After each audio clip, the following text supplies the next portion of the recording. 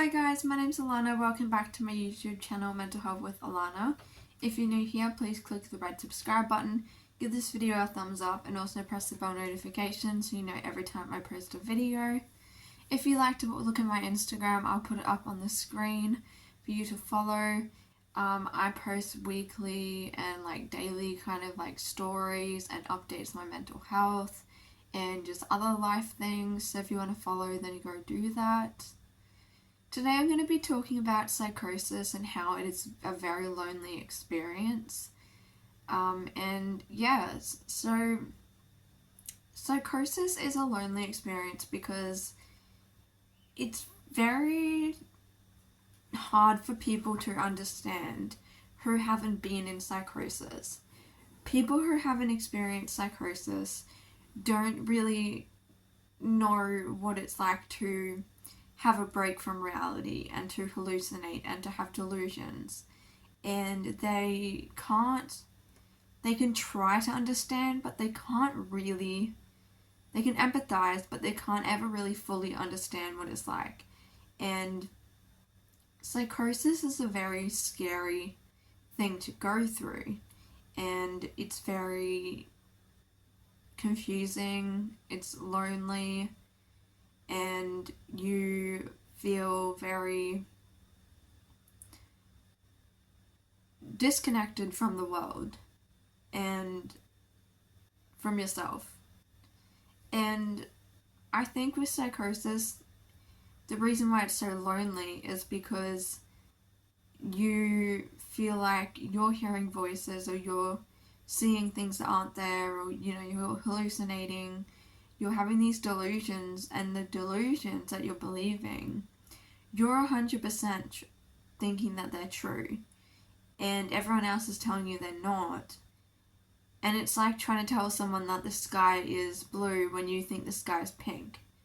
That's how it is. It's like, but no, the sky is pink. And they're like, no, the sky is blue.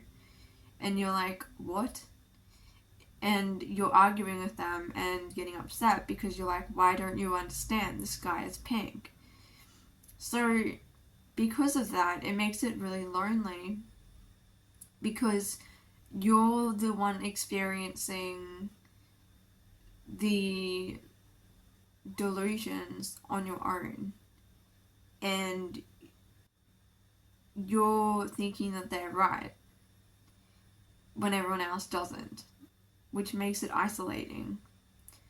It's also isolating because you lose friends and you lose social life, because when you're hallucinating and delusional, you can't function properly.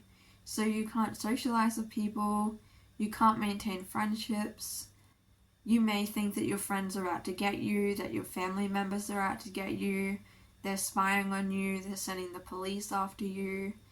These can all be delusions that people have, and you may think they're all against you and they're trying to manipulate you or harm you in any way.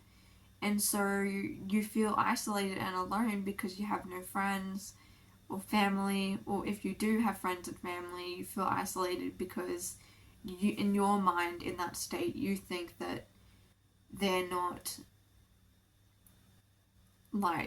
being supportive and stuff, and that they're actually a threat. You see them as a threat.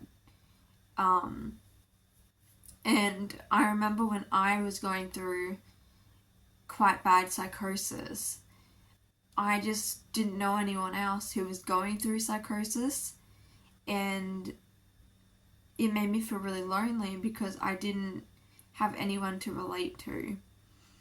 And there's the internet, but there's not many Instagram accounts with people who have schizophrenia or schizoaffective. I have schizoaffective bipolar type. And there's not too many accounts on Instagram who actually talk about it. I talk about it on my page and I talk about it on my YouTube channel a lot because there's still a lot of stigma and there's not a lot of representation or education. And there's not a lot of YouTube content either.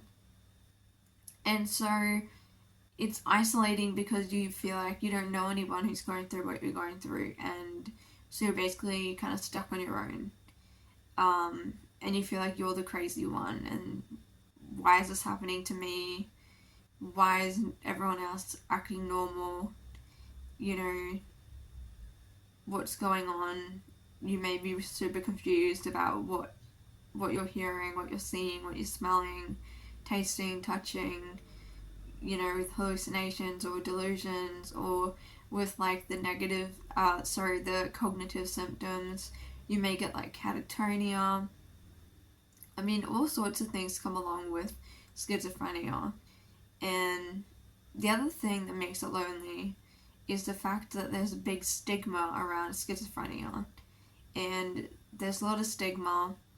When you hear about schizophrenia, it's generally about something bad that's happened on the news with somebody, and it's always mentioned that they have schizophrenia.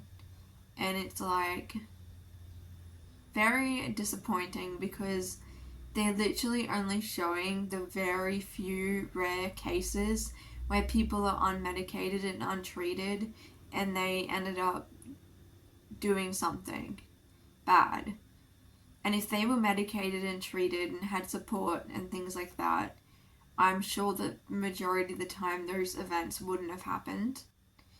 And people have to, I'm not condoning their behavior, but people have to understand that if hallucinations are telling you to do things to other people sometimes the voices get so angry and commanding. They're called command hallucinations, which I've had a lot before, where they command you to do things and they'll threaten you and they'll say, if you don't do this, then this will happen, and people are delusional on top of it, and so then they get into that fast state of being so unwell that they end up doing something.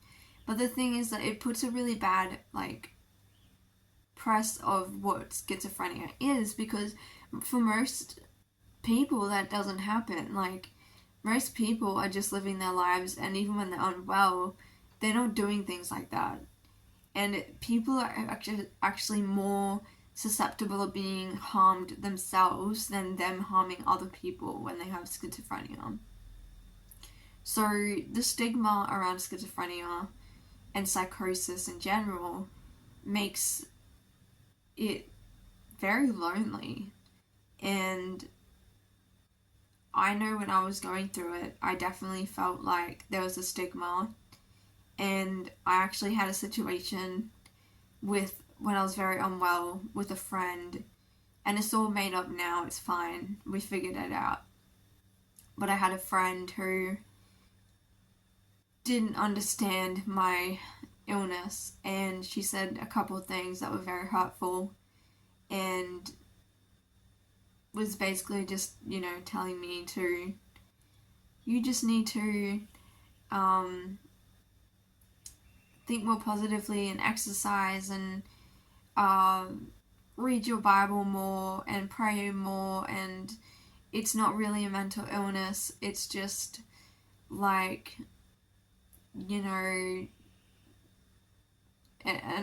spiritual issue and all things like that. And I know she meant well, she was well-meaning, but it really upset me because I was like, no, this is a physical, mental issue. It's an illness. First of all, it's a disease, it's an illness.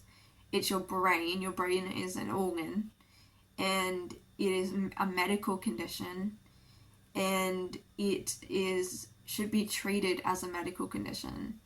And exercising and doing all those things, yes, it may make your body a bit healthier, and trying to think more positively could definitely improve your journey to recovery, but that's not going to fix your disease or your illness or your disorder.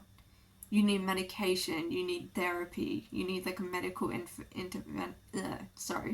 intervention. And so that just kind of showed the stigma that was there, that people have wrong ideas about what it is and how to help. And look, I'm not trying to say this to talk bad about my friend, because I'm friends with her now. We get along great. She's my friend. We sorted it out afterwards, and it's fine now, and I don't blame her at all. I know now that she was coming from a place of love and that she really genuinely cared about me, and that's why she was saying what she was saying, because she wanted to help. She just didn't know how to help in the right way. And I think that's what happens a lot of the time, and it makes you feel really alone because people try to give you advice or tell you what to do that isn't really accurate, and then it makes you feel like you're doing something wrong because you're not getting better. So, yeah, I suppose that's why psychosis and schizophrenia is so lonely. Um, you know, I think it's a hard illness to live with. You can recover, you can be in recovery, you can be going well with it, but it is a hard thing to deal with, and it is lonely at times. So that's why it's really important to try to find a community, whether it be in person, online, have a support person in your life, a friend, a family member, have a pet, have something to kind of help you so that you don't feel so lonely. If you want to check out my friend Lydia's channel, Diary of Lydia, I'll put it up on the screen. She has schizoaffective disorder, bipolar type 2 as well. So she makes videos on that as well, and she has a lot of really great videos, and her videos really explain what it's like to live with it, and she shares her experiences.